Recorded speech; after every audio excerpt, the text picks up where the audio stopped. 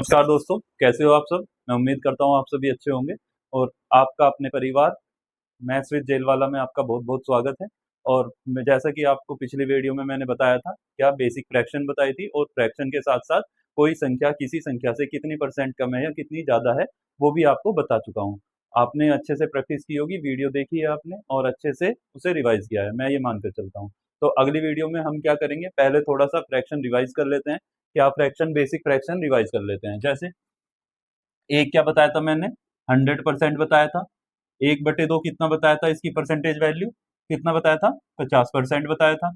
उसका पर 1/3 का कितना था बताएं, 33 सही, 1/3 या 33.33% या फिर 33 सही 1/3। ठीक है। और 1/4 की कितनी थी वैल्यू, 25% थी। ठीक है, ये आपको एकदम बिल्कुल टिप्स पे होनी चाहिए। टिप्स पे होंगी तभी आपको अच्छे से जो है परसेंटेज को करने में आसानी रहेगी। 1/5 का कितना हो जाएगा, 1/5 का हो जाएगा 20%। ठीक है। ऐसे ही 1/6 का कितना हो जाएगा, 16 सही 2/3%, या कितना, 16.66। ठीक है, इतना परसेंट। उसके बाद 1/7 का कितना बताया था, 14 सही 2/7%। 1/8 का कितना बताया था, 12.5%, या 12 सही 1/2%। ठीक है। 1/9 का कितना बताया था, बताएं, 11 सही 1/9%, या फिर 11.11%। ठीक है। 1/10 का कितना बताया था, 10%। ठीक है। 1/11 का कितना बताया था, 9 सही 1/11%, या फिर 9.09%।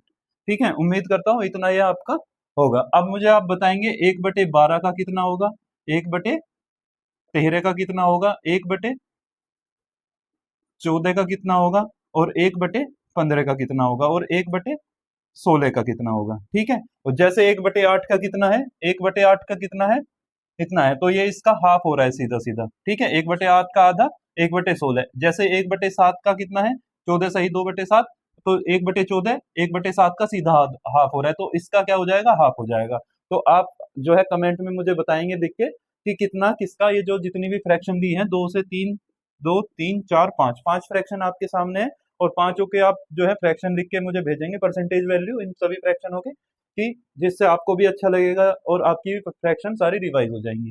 तो चलिए मैं इसे रफ कर देता हूँ, इसे नोट कर लीजिएगा। और जब आप नोट कर लेंगे तो आप मुझे रिप्लाई करिएगा कमेंट में। और अगर ये वीडियो अच्छा लग रहा है आपको तो उसे लाइक कीजिए और चैनल को सब्सक्राइब कीजिए और अपने दोस्तों के साथ शेयर कीजिए। ठीक है, मैं इसे रफ कर देता हूँ। ये आपको ये क्वेश्चन दिखाई दे रहा होगा, क्या है क्वेश्चन में, क्या कहा है, एक व्यक्ति अपनी आय का 80% खर्च कर देता है और शेष बचा लेता है, और वह अपनी आय का कितने प्रतिशत बचत करता है। तो सिंपल सवाल है, बिल्कुल बेसिक सा। क्या दिया है, आय और व्यय पर आधारित सवाल है। तो क्या होता है, हमारी आय क्या होती है, आय होती है कितनी, व्यय प्लस बचत। अगर आय किसके बराबर होगी, जितना हमारा खर्चा है और जितनी हम बचत कर रहे हैं। तो वो क्या कह रहा है, एक व्यक्ति की आय कितनी थी, आय का 80% खर्च कर रहा था। ठीक है, तो व्यय क्या है, खर्च ही तो है, तो 80% तो उसने खर्च कर दिया। जब 80% खर्च कर देगा, कोई भी आय होगी उसकी अपने आप में 100% ही तो होगी। तो 100% क्या था उसकी बचत, 100% आय थी और 80% उसने खर्च कर दिया, तो बचा क्या, बचत हुई कितनी, 20%। तो वो पूछ क्या रहा है, तो आय का कितना प्रतिशत बचत करता है, तो आय का कितना प्रतिशत बचत कर रहा है, तो 20% ही बचत कर रहा है। जब उसकी 100 आय है और 20 बचत कर रहा है, 100 का 20 कितने प्रतिशत है, 20% ही है। जीरो से जीरो कट जाएगी तो आंसर आ जाएगा 20%। बस ये क्या है, बिल्कुल बेसिक सवाल था आय और खपत के बारे में। बताने का तात्पर्य ये था कि बिल्कुल सिंपल, कि आय कॉन्सेप्ट क्या होता है, आय इज इक्वल टू व्यय प्लस बचत। अगर जितनी आय है और उसमें से जो बचत खर्च कर रहा है, तो बचा हुआ क्या हो जाएगा, बचत हो जाएगी। ठीक। अगला क्वेश्चन है, क्या क्वेश्चन में क्या कहा है कि मीरा अपने वेतन का आधा खर्च कर देती है। मीरा कोई लड़की है, अपने वेतन का कितना कर देती है, आधा खर्च कर देती है और आधा बचा लेती है। ठीक है, आधा खर्च कर लेती है और आधा बचा लेती है। यदि वह 40,000 रुपये मासिक खर्च करती है, 40,000 रुपये मासिक खर्च करती है, तो उसकी वार्षिक बचत बताओ। तो बिल्कुल बेसिक सवाल है, वही मैंने बताया था। कॉन्सेप्ट क्या है इसका, आय इज इक्वल टू क्या होगा, व्यय या व्यय या बचत, व्यय प्लस बचत, या खर्च, उसका जो भी खर्च हो रहा होगा प्लस बचत। भाई मेरे पास 10 रुपए है और 5 मैं खर्च कर देता हूँ तो 5 ही तो बचाऊंगा। तो जितना मेरा खर्चा है और मेरी जितनी बचत है उन दोनों को अगर मैं जोड़ूंगा तो उन्हें जोड़ने पे हमें क्या मिलेगी, आय मिलेगी। कह रहा है कि अपना आधा तो खर्च कर लेती है, आधे का मतलब क्या है, 1/2। अगर दो में से दो आधा खर्च कर ले रही है, अगर दो में से एक खर्च कर ले रही है, दो में से एक खर्च कर ले रही है तो बचा कितनी रही है, एक ही बचा रही है। और उसकी आय कितनी हो जाएगी, 2। तो ये उनके खर्चे का, आय का और बचत का अनुपात मिल गया। अब पूछा, कहा क्या है उसने, 40,000 रुपये मासिक खर्च करती है तो वार्षिक बचत क्या है। तो अगर 40,000 रुपये मासिक खर्च कर रही है, ये एक महीने का खर्चा है, ये एक महीने की आय मान लेते हैं, ये एक महीने की बचत मान लेते हैं। तो अब मासिक खर्चा कितना है उसका, मासिक खर्चा है 40,000, तो एक की वैल्यू कितनी होगी, 40,000। तो जितना उसका खर्चा है उतनी ही बचत है एक महीने की, तो 40,000 क्या हो गई उसकी मासिक बचत होगी। ठीक है, एक माह की बचत हो गई 40,000। अब उसने क्या पूछा है, उसकी वार्षिक बचत बताओ। वार्षिक बचत का मतलब क्या है, जब एक माह की बचत, एक मंथ की बचत कितनी है, 40,000 है। ठीक है, एक महीने की बचत 40,000 है, तो मासिक बचत मतलब 12 मंथ की बतानी है हमें। 12 मंथ की कितनी हो जाएगी, 12 गुना 40,000, मतलब कितना, 4,80,000 हमारा आंसर हो जाएगा। ठीक है, तो उम्मीद करता हूँ बिल्कुल बेसिक सा सवाल था और इसमें बताना था, इसीलिए मैंने आपको ये करा है। आई होप आपको ये समझ में आ गया होगा। इसे नोट कर लेंगे और खुद से लगाने की कोशिश करें। देखिए क्वेश्चन देखिएगा, बहुत ही अच्छा सवाल है और आय और व्यय पर ही आधारित सवाल है। क्या कह रहा है, राकेश अपनी मासिक आय का 10% घरेलू व्यय पर और 20% किस पे, पुस्तकों पर, और 25% जो है कपड़ों पे खर्च करता है और शेष की बचत कर लेता है। गणना करने पर उसे पता चलता है कि उसने जो है 16,083 रुपए की बचत की है। ठीक, और उसकी मासिक वेतन ज्ञात करना है। अब उसके एक महीने का ज्ञात करना है वेतन। क्या कह रहा है, 10% तो क्या करा, घरेलू व्यय पर करा, और 20% पुस्तकों पे करा, और 25% कपड़ों पे करा। इसमें दो तरीके से पूछता है, या तो वो कहेगा कि 10% कपड़ों पे करा, फिर शेष का 20% अन्य चीज पे करा, फिर शेष का 10% फिर अन्य चीज पे करा। पर इसमें क्या कह रहा है कि इसमें उसने अलग अलग दिया है, शेष पे बात नहीं हो रही है। तो जब भी शेष की बात नहीं करेगा, अलग अलग परसेंटेज बताएगा कि कुल आय का 10% घरेलू पर, और आय का 20% पुस्तकों पर, और आय का 25% अन्य मद पर। तो क्या होगा, इन जो जितनी भी परसेंटेज दे रखा होगा, आय कितनी होगी उसकी। अब मुझे ये बताओ, आय कितनी होगी। आय होगी, आय होगा व्यय प्लस बचत। और अगर हमें बचत निकालनी है, यहां से अगर हमें बचत निकालनी है तो क्या हो जाएगा, आय में से व्यय घट जाएगा, आय में से कितना घट जाएगा, व्यय घट जाएगा। ठीक है, ये घटा दिया। अब हमें तो पता है आय तो कितनी थी, 100% थी, और जितना खर्चा आ रहा है वो इसमें से हम घटा देंगे। जितना भी व्यय आ रहा होगा उसमें से खर्चा घटा देंगे, तो हमारी क्या निकल के आ जाएगी, बचत निकल के आ जाएगी। यही चीज अब हम इस सवाल में यूज करेंगे। कैसे, 10% तो उसने कहाँ पे करा, घरेलू खर्च पे करा, 20% कहाँ पे करा, पुस्तकों पे करा, और 25% कहाँ पे करा, कपड़ों पे खर्च करा। ठीक है, अब जब 10% और 20% और 25% उसने अलग अलग खर्च कर दिया, 10 और 20 30, और 30 और 25 55, 55% उसने खर्च कर दिया, तो 100% माइनस 55%। ठीक, 55% कितना हो गया, ये बचत निकल के आ गई। बचत कितनी निकल के आई हमारी, 45%। कितनी, 45% आ गई। अब 45% हमारी बचत आई, परंतु उसने जब गणना करा तो बचा कितना उसके पास पैसा, 16,083 रुपए। तो ये 16,083 रुपए किसके बराबर हो जाएगी, 45% की।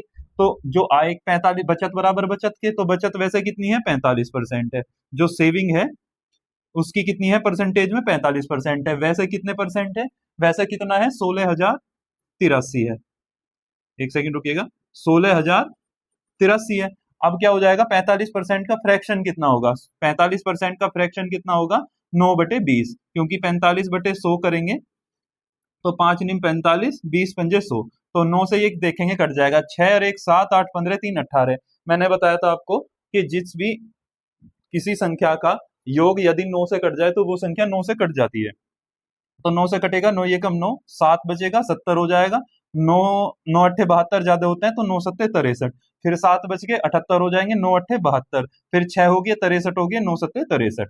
ठीक है, 17,870 आ गया। कितना आ गया, 17, 17 कितना हो गया, ये 1787 हो गया। तो 1/20 की वैल्यू जब 1787 है तो पूरी वैल्यू कितनी हो जाएगी, अब ये गुना में चला जाएगा, तो कितनी पूरी वैल्यू हो जाएगी, 1 यूनिट बराबर क्या आ जाएगा, 1787 गुना 20।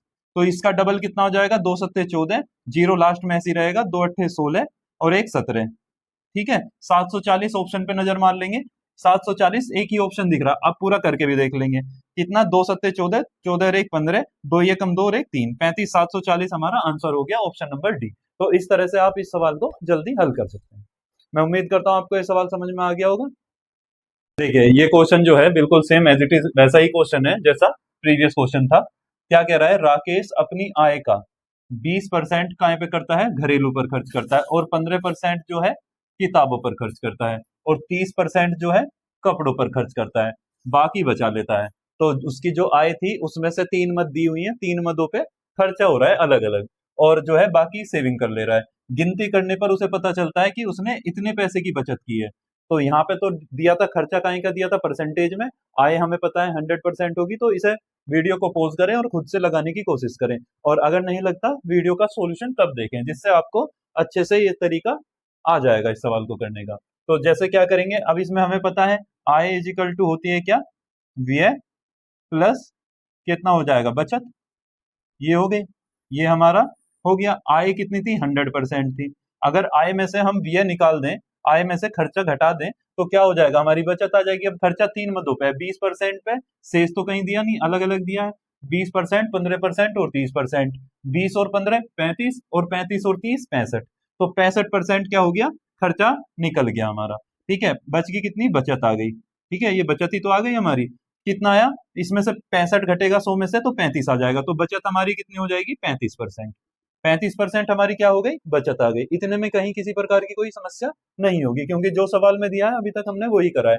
अब क्या है, उसने यहाँ भी सवाल में दिया है कि उसने बचत जो है रुपए में कितनी दी है, 12,397, और हमारे पास बचत परसेंटेज में कितनी है, 35%। तो यहाँ 35% की फ्रैक्शन, 35% की वैल्यू किसके बराबर हो जाएगी, 12,397। ठीक है, यहाँ भी किसी भी प्रकार की कोई दिक्कत नहीं, जो सवाल ने कहा वही दिख गया।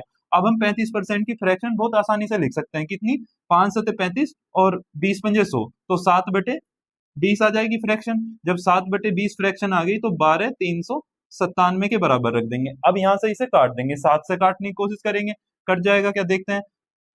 7 एकम 7, बच गए कितने, 5, 53 हो गए, 7 सत्ते 49, बच गए 4, 49 हो गए, 7 सत्ते 49, अब बच गए 7, 7 एकम 7।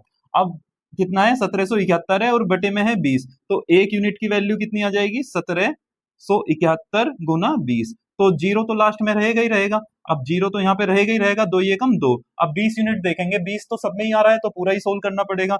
2 एकम 2, 2 सत्ते 14, 2 सत्ते 14 और 1 15, 2 एकम 2 और 1 3, 35,420 इसका सही आंसर है। कौन सा option, option number A right answer. उम्मीद करता हूं इस तरह के सवाल में आपको कोई समस्या नहीं आएगी। ठीक है, आय व्यय और बचत पर आधारित आपके दोनों तरीके के सवाल हो गए हैं, और इसमें जो भी पॉसिबल और सवाल बन सकते हैं वो भी मैं आपको कराने की कोशिश करूंगा। ठीक है, इसे नोट कर लीजिएगा, और अपना इसे बार बार रिवाइज करने की कोशिश करिए, जिसे कम समझ में आया, और जिसे अच्छे से आ गया वो अपना इस तरह के सवालों की प्रैक्टिस लगे। 2 से 4 सवाल और खुद से लगा लेंगे तो आपको इन सवालों में कभी कोई समस्या नहीं आएगी।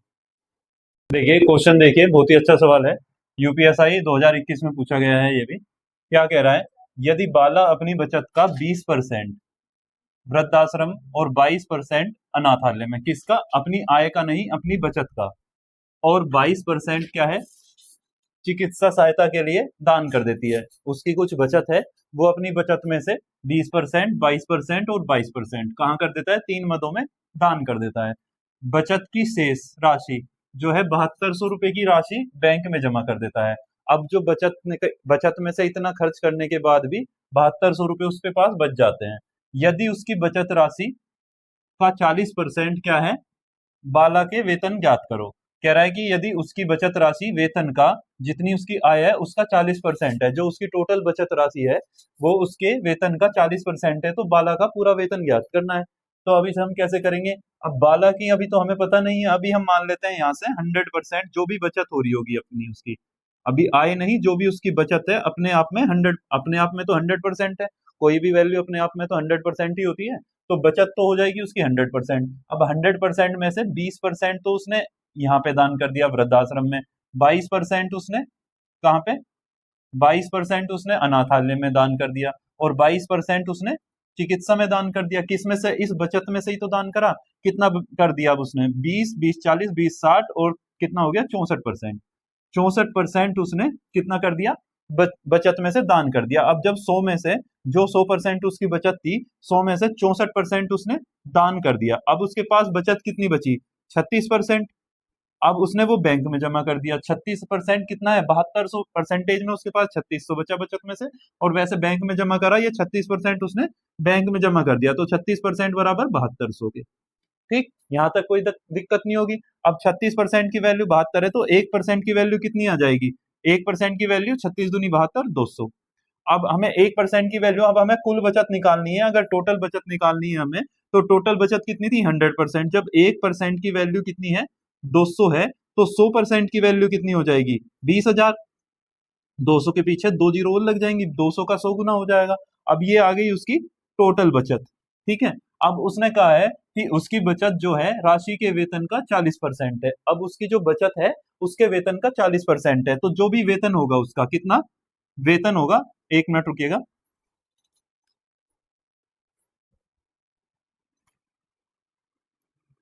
जो भी उसका वेतन होगा, जो भी उसका क्या होगा, वेतन होगा। ठीक है, वेतन कितना होगा, वेतन का 40% क्या है, बचत है उसकी। तो वेतन जितना भी है उसका 40%, वेतन का 40% क्या है, बचत है। बचत कितनी है उसकी टोटल, 20,000। तो ये है 20,000। ठीक, ये यहाँ पे लिख दिया मैंने 20,000। अब इसका वेतन बताना है, तो 40% को क्या लिख सकता हूं मैं, वेतन का 2/5, 40% को 2/5 लिख सकता हूं। ये किसके बराबर होगी, 20,000 के। अब 2 से ये 20,000 कट जाएगा कितनी बार, 10,000। और ये 5 भाग में है, तो ये इधर से बराबर में कहाँ चला जाएगा, ये यहां से कटेगा, इधर गुना में चला जाएगा। तो कितनी आ गई वैल्यू, 50,000। तो आंसर क्या कौन सा हो जाएगा, ऑप्शन नंबर ए, 50,000 हमारा इसका आंसर हो जाएगा। तो अगर आपको ये वीडियो अच्छी लग रही होगा और इस तरह के सवाल आपको अच्छे लग रहे हैं, समझ में आ रहा है, तो आप वीडियो को लाइक कीजिएगा और चैनल को सब्सक्राइब कीजिएगा और अपने दोस्तों में भी शेयर कीजिएगा। अभी मैंने जो आपको क्वेश्चन कराए हैं वो आय व्यय और बचत पर आधारित कराए हैं। ये आपका नया टाइप है, इसमें क्या है, मूल्य और खपत और खर्चे पर आधारित है।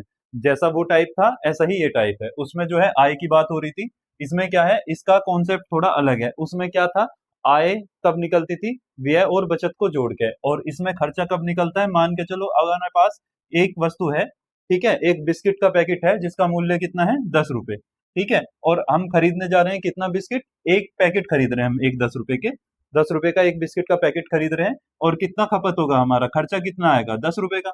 ये आप जानते ही हैं, 10 रुपए का पैकेट कितने का दिया है जी। ठीक, तो 10 रुपए का एक क्या है, पैकेट है, और एक हम पैकेट खरीदने जाते हैं, तो कितना खर्चा आएगा हमारा, 10 रुपए का ही खर्चा आएगा। ठीक है, अब मान के चलो हम 10 रुपए का पैकेट है और दो पैकेट खरीदने जाते हैं, तो हमारा कितना आएगा, 20 रुपए का खर्चा आएगा। अब मान के चलो हमारे पास 10 रुपए का पैकेट है और 4 पैकेट खरीदने जाते हैं, तो हमारा कितना आएगा, 40 रुपए का खर्चा आएगा।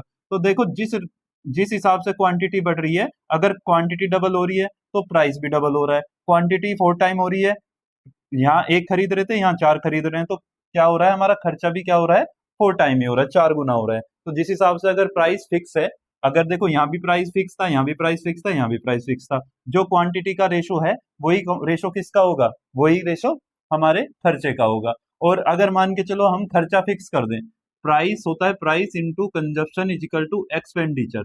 अगर हम इसी एक्सपेंडिचर को क्या कर दें, फिक्स कर दें, कैसे फिक्स करेंगे, मान के चलो इसे 1 बना दें।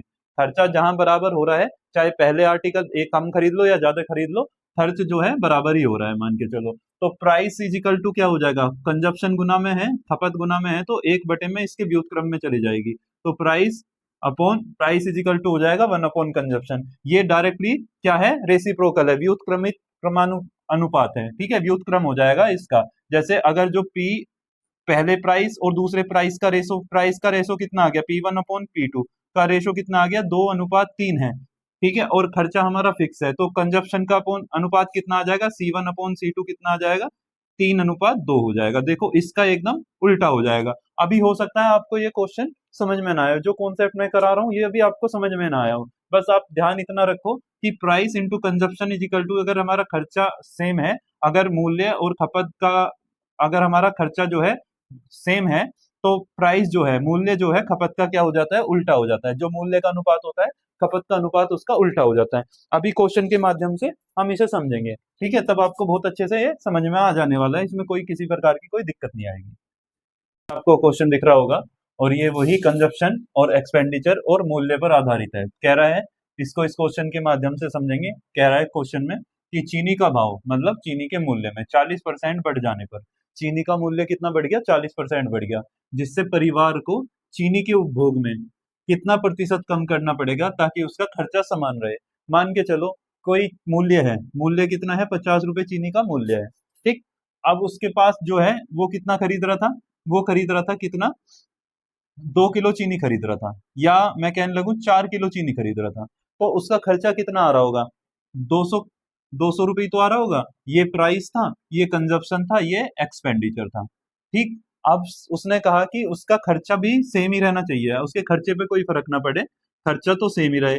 और कह रहा है कि मूल्य जो है, चीनी का मूल्य डबल हो गया, चीनी का मूल्य कितना हो गया, डबल हो गया, 50 से कितना हो गया, डबल हो गया, ठीक, डबल ही तो हुआ। अब क्या है, जब ना यहाँ भी उसके पास 200 रुपए ही थे, यहाँ भी उसके पास 200 रुपए ही थे, अब ऐसा तो है नहीं कि दुकान वाला 4 किलो चीनी दे देगा उसे, 4 किलो तो बिल्कुल भी नहीं देने का, कहेगा कि 100 रुपए किलो है भाई, 4 किलो तो चीनी तुझे मिलेगी नहीं, तुझे चीनी मिलेगी कितनी, 2 किलो, क्योंकि 100 रुपए किलो चीनी है, तो 200 रुपए में तो 2 ही किलो चीनी आ सकती है।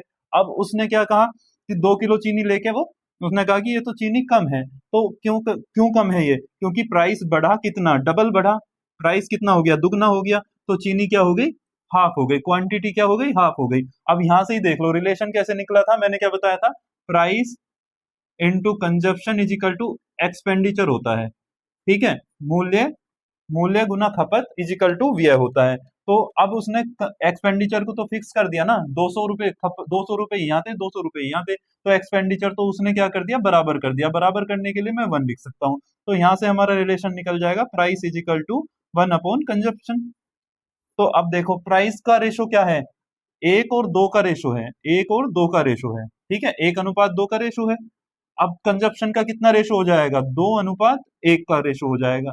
तो जो मैंने समझाया था वही बताया था ना, क्या कहा था मैंने, जो अगर हमारा एक्सपेंडिचर फिक्स है, जो अनुपात उसके मूल्य का होगा, कंजप्शन का, खपत का अनुपात क्या हो जाएगा, उसका उल्टा हो जाएगा। तो हमारी बात एग्जाम्पल से सिद्ध हो जाती है। अब इसी तरीके से हम इस क्वेश्चन को सोल्व करने की कोशिश करेंगे।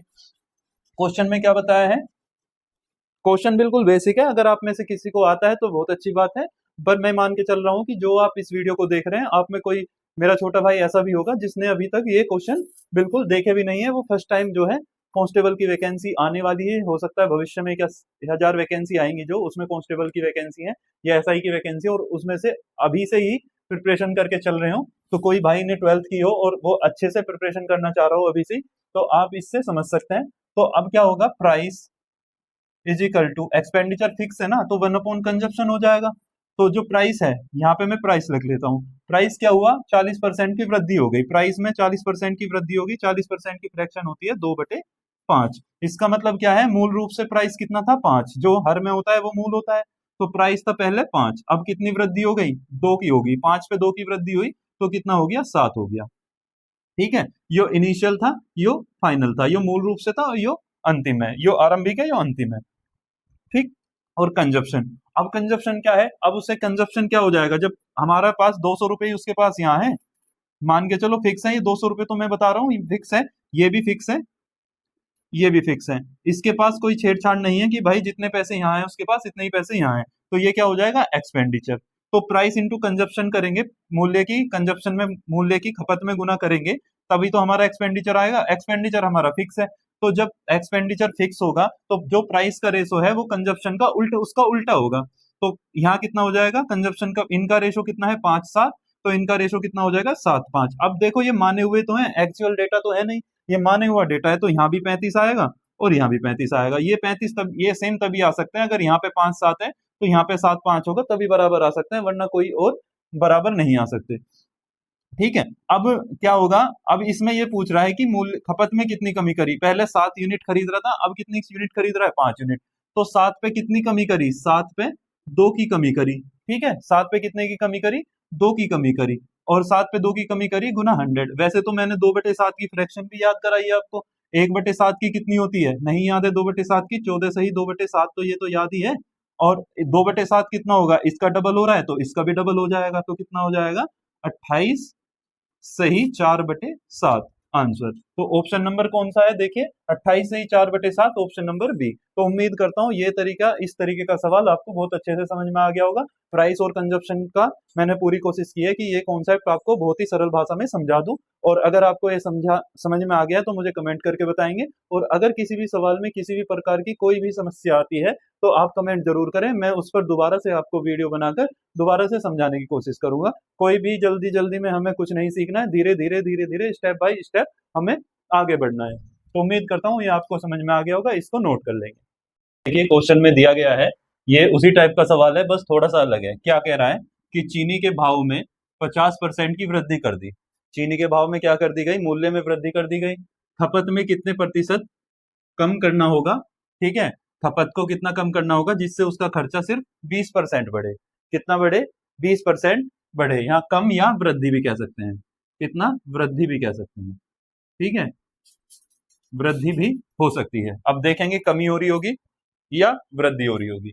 जैसे चीनी का भाव है तो कॉन्सेप्ट पता ही हमें, price into consumption is equal to expenditure, मतलब मूल्य गुना खपत इज इक्वल टू खर्चा, ठीक है।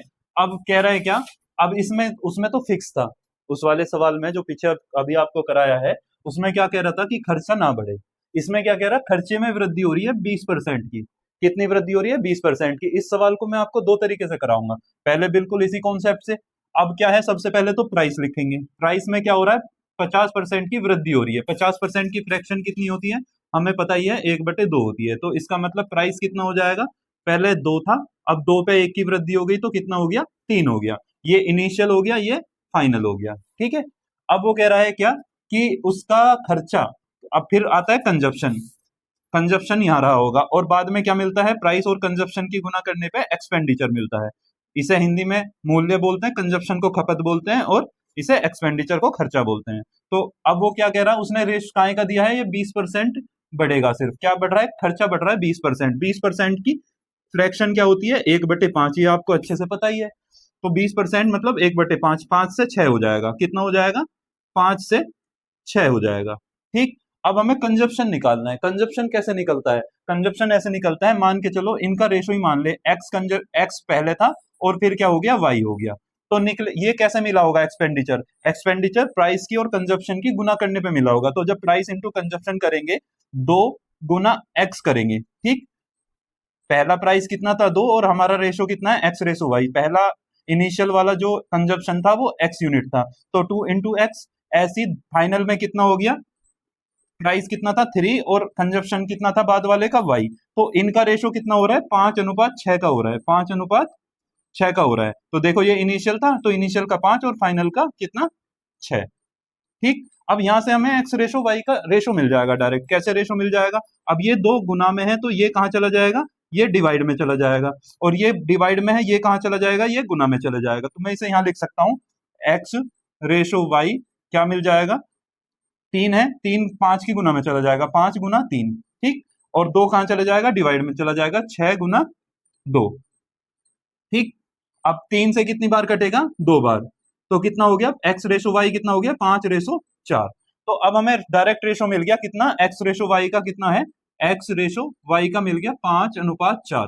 तो मूल रूप से कितना था, एक्स था, तो एक्स कितना था, पहले कंजप्शन 5 यूनिट था, अब कितना है 4। तो कमी हुई है ना, क्या हुई है, कमी हुई है ना, कंजप्शन में तो, खपत में तो कमी हुई है। कितनी कमी हुई है, 5 पे 1 की कमी हुई है, 5 पे 1 की कमी हुई है। तो गुना कर देंगे 100 से। वैसे 1/5 का फ्रैक्शन भी पता है हमें कितना होता है, 20%। तो आंसर इसका 20% आ गया। तो अगर आपको ये तरीका अच्छा लगा होगा तो वीडियो को लाइक कीजिएगा, और जिससे मेरा भी मोटिवेशन बढ़ेगा और मैं आपके लिए और अच्छे अच्छे सवाल लेके आऊंगा। वैसे भी मुझे सारे ही सवाल कराने हैं, क्योंकि अगर मेरी इस वीडियो से अगर एक भी किसी मेरे छोटे भाई की हेल्प हो जा रही है या उसे अच्छे कॉन्सेप्ट सीखने को मिल रहा है तो ये मेरे लिए ही बहुत अच्छी बात है, ठीक है। और आपके साथ साथ मेरे भी कॉन्सेप्ट अच्छे रिवाइज हो रहे हैं, इसलिए जो है मैंने ये आपके लिए और खुद के लिए इनिशिएटिव शुरू किया है, ठीक है। तो मेरी उम्मीद है कि आपको ये सवाल समझ में आ गया होगा और अच्छे से आपको ये समझ में आ गया होगा। इसे नोट कर लेंगे, और अब मैं इसका दूसरा तरीका भी आपको बता देता हूं, उसके लिए मुझे इसे रफ करना होगा। अब इसी सवाल को करने का एक इससे थोड़ा सरल, और जो है इसमें तो ये तो बिल्कुल बेसिक था, जो कॉन्सेप्चुअल था। अब इसमें क्या है, थोड़ा सा हम 100 मान के इस सवाल को करने की कोशिश करेंगे। कैसे? जैसे मान के चलो 100 रुपए उसका मूल्य था किसी भी चीज का, 50% की वृद्धि कर दी मूल्य में, तो मूल्य कितना हो गया, 100 से 150 हो गया।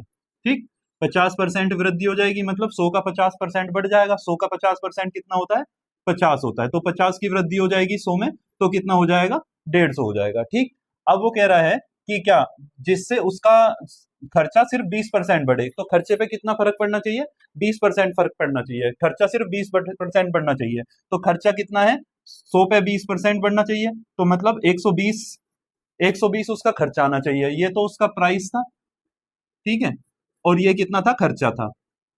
खर्चा सिर्फ 20% बढ़ना चाहिए।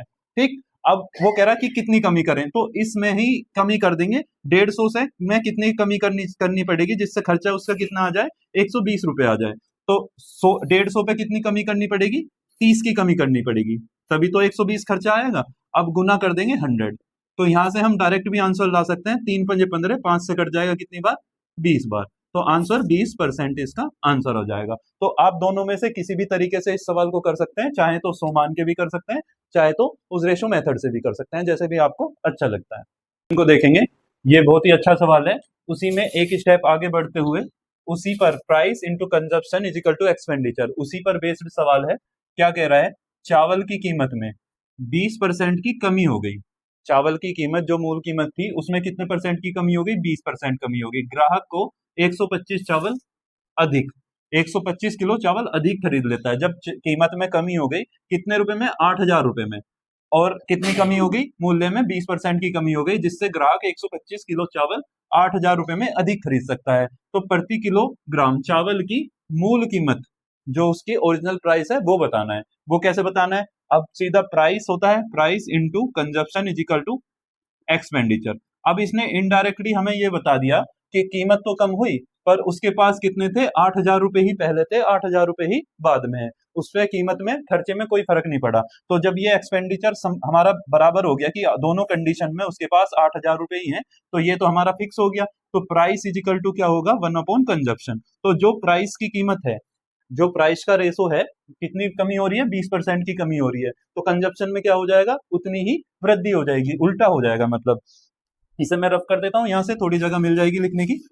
तो क्या होगा, जैसे 20% की कमी है, तो यहाँ पे प्राइस है, प्राइस में कितने परसेंट की, 20% की कमी है। ठीक है, यहाँ पे 20% की कमी हो रही, 20% का फ्रैक्शन कितना होता है, 1/5। कोई चीज मूल रूप से 5 है, तो 1 की कमी होगी तो कितनी हो जाएगी, 4 हो जाएगी। तो ये तो इनिशियल है और ये फाइनल है। तो प्राइस, पहला प्राइस कितना है, 5 है।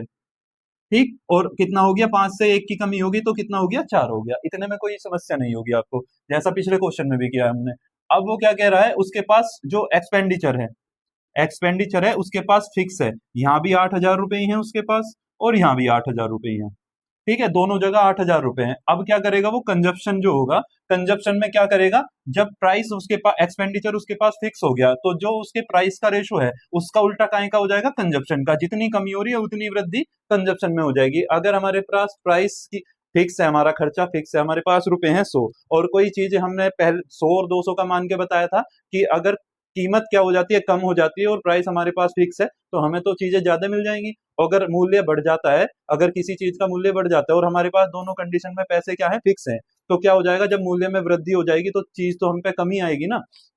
तो अब क्या हो जाएगा, पहले 4 यूनिट खरीद रहा था, अब कितना खरीदेगा, 5। अब देखो, 5 चौक 20 यूनिट, 4 पंजे 20 यूनिट, दोनों जगह एक्सपेंडिचर सेम ही आ रहा है। ये एक ही कंडीशन तभी बन सकता है अगर 5 4 यहाँ है तो 4 5 यहाँ होगा, तभी दोनों जगह सेम आ सकता है। ठीक, अब क्या हो रहा है, अब ये जो है कंजप्शन दे रखा है कि पहले अगर 4 यूनिट खरीद रहा था, अब कितना अधिक खरीद रहा है, अब खरीद रहा है 5, तो कितना अधिक खरीद रहा है, 1 यूनिट एक्स्ट्रा खरीद रहा है। और वैसे वहां पे जो किलोग्राम में वैल्यू दी है, 125 किलोग्राम खरीद रहा है, तो 1 यूनिट की वैल्यू, हमारे इसके हिसाब से, सवाल के हिसाब से तो 1 यूनिट खरीद रहा है, और क्वेश्चन में दिया है 125 किलो, 125 किलो, तो 1 यूनिट की मान कितना हो गया, 125 किलो। तो 5 यूनिट का मान कितना आ जाएगा, 100 पंजे 500, 25 पंजे 125, 625 किलो तो यहाँ आ गया। 125 पंजे 625 केजी, 625 केजी तो यहाँ खरीद के ला रहा है वो। और 4 यूनिट का मान कितना हो जाएगा, 4 यूनिट का मान आ जाएगा 125 चौक का 100 चौक 400, और 25 चौक का 100, 500 500 केजी यहाँ जाएगा। कैसे? 125 इंटू 4, ठीक है। तो 4 यूनिट का मान 500 केजी आ गया। अब हमें बताना क्या है, उसकी मूल कीमत बतानी है। अब एक बात बताओ, 8,000 रुपए हैं उसके पास और 500 किलो खरीद के ला रहा है, क्या हम ये नहीं बता सकते कि कितने रुपए किलो खरीदा होगा? तो 8,000 रुपए में, अब देखो हमें क्या आता है, रुपए प्रति किलो। प्राइस कैसे पता लगता है किसी चीज का? रुपए प्रति किलो, ठीक। रुपए कितने हैं हमारे पास? 8,000, 8,000 रुपए है ना। और खरीद के कितना ला रहा है? 500 केजी, तो 500 केजी। 2 जीरो से कितनी कट जाएंगी? 2 जीरो कट जाएंगी। और 5 से कितनी बार कट जाएगा? 16 बार। तो 16 रुपए प्रति केजी हमारा आंसर आ जाएगा। तो ऑप्शन नंबर कौन सा है? ऑप्शन नंबर ए इसका राइट आंसर है। तो मैं उम्मीद करता हूं आपको ये सवाल समझ में आ गया होगा। और जो है ये काफी एग्जामों में पूछा जाता है, और अभी ये 2024 में पूछा गया था कांस्टेबल में, पिछले जो 60,000 की वैकेंसी आई थी, ठीक है। तो इसे नोट कर लेंगे और इस तरह के सवालों को खुद से बनाने की कोशिश करेंगे, आपको बहुत अच्छे से ये समझ में आ जाएगा, आगे दिक्कत भी नहीं आएगी। इस क्वेश्चन को आप देख रहे होंगे, ये क्वेश्चन बिल्कुल सेम एज इट इज है जैसा प्रीवियस क्वेश्चन था, जैसा पिछला क्वेश्चन था। इसको वीडियो को पॉज करके पहले खुद से लगाने की कोशिश करेंगे, जिससे आपको थोड़ा कॉन्फिडेंस भी आएगा कि आपने पिछला क्वेश्चन सेम ऐसा ही था, सिर्फ डिजिट अलग है, संख्या अलग है, बाकी सेम टू सेम वैसा ही सवाल है। इसमें भी मूल कीमत पूछी है और उसमें भी मूल कीमत पूछी थी, ठीक है, प्रति किलो की। अब इसको मैं करा देता हूँ, वीडियो को पॉज करके खुद से ट्राई करिएगा। तो गेहूं की कीमत में 6 से ही 1/4% की कमी होने के कारण मूल्य में क्या हो गई? कमी हो गई। कितनी कमी हुई? 6 से ही 1/4 की कमी हुई, जिस कारण एक व्यक्ति 135 रुपए में, रुपए कितने थे? 135 थे, 1 किलो अधिक खरीद रहा है। जब देखो प्राइस कम हो गया और पैसे उसके पास फिक्स है, तो कितना एक्स्ट्रा ही खरीदेगा जितना पहले खरीद रहा था। अब क्या है, गेहूं खरीद पाता है, तो प्रति किलो गेहूं की मूल दर ज्ञात करो, ठीक है। ये सवाल हमें करना है, तो करेंगे कैसे? सबसे पहले प्राइस, प्राइस का रेशो कितना है? 6 से ही 1/4। अब हमें पता होना चाहिए 6 से ही 1/4 की फ्रैक्शन। 6 से ही 1/4 मतलब 6.25, ये भी तो लिख सकते हैं 6.25। अब हमें 6.25 की मान के चलो नहीं पता, पर हमें 12.5 की तो पता होगी, और 12.5 की भी नहीं पता, हमें 25% की तो पता होगी।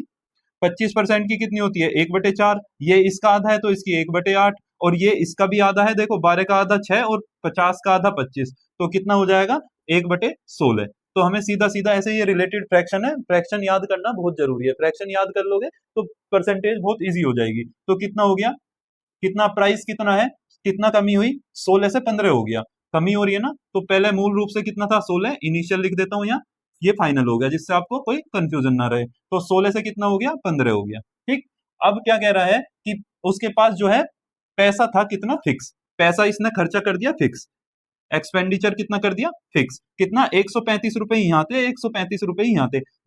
जब भी ये फिक्स हो जाएगा, जो प्राइस का रेशो है वो कंजप्शन उसका उल्टा हो जाएगा। कंजप्शन क्या हो जाएगा? ये 15 हो जाएगा, ये 16 हो जाएगा। देखो 15 यहाँ है तो 15 यहाँ आ गया, और 16 यहाँ है तो 16 यहाँ आ गया। अब 15 16 की गुना करो या 16 15 की गुना करो, एक्सपेंडिचर सेम ही आना है।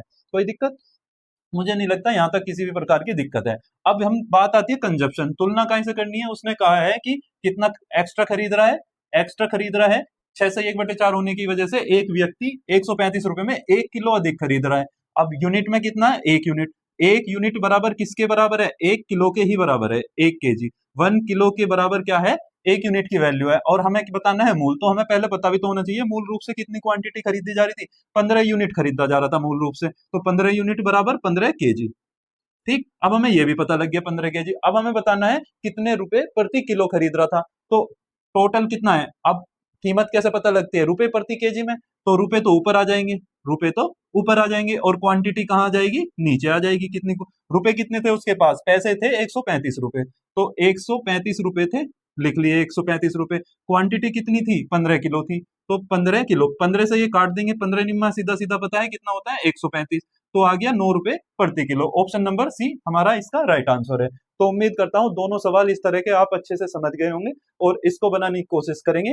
आज मैंने 2 टाइप कराए हैं, और कल को आगे जो इसमें जनसंख्या पर आधारित सवाल हैं, चुनाव पर आधारित हैं, या पासिंग परसेंटेज पर आधारित सवाल हैं, जो भी परसेंटेज में जो भी टाइप बनेगा और जो बच जाएंगे उसे मिसलेनियस वीडियो के माध्यम से मैं उसे कराने की कोशिश करूंगा। तो आप जितना मैं करा रहा हूं उसे अच्छे से कर लीजिए, इसमें ही आपका सारा पीवाई को कंप्लीट हो जाएगा। फिर खुद से प्रैक्टिस कर सकते हैं, और ये 100 क्वेश्चन मान के चल रहा हूं मैं। 100 क्वेश्चन में ये सारी परसेंटेज जो है कंप्लीट हो जानी है, और इतना ही आपको सीखने के पर्पज से करने की जरूरत है, बाकी सिर्फ प्रैक्टिस करिए, ठीक है। तो इसे नोट कर लीजिएगा और अच्छे से समझने की कोशिश करिएगा। अगली वीडियो में मिलेंगे और अच्छी से और चीजों को सीखेंगे। परसेंटेज रिवाइज करना मत भूलिएगा, 1 से 2 बार परसेंटेज लिखेंगे तो वो आपको बिल्कुल कंफर्म हो जाएगी, फिर आपको कहीं भी कोई भी डेटा देगा तो आपको सोचने की जरूरत नहीं पड़ेगी। ठीक है।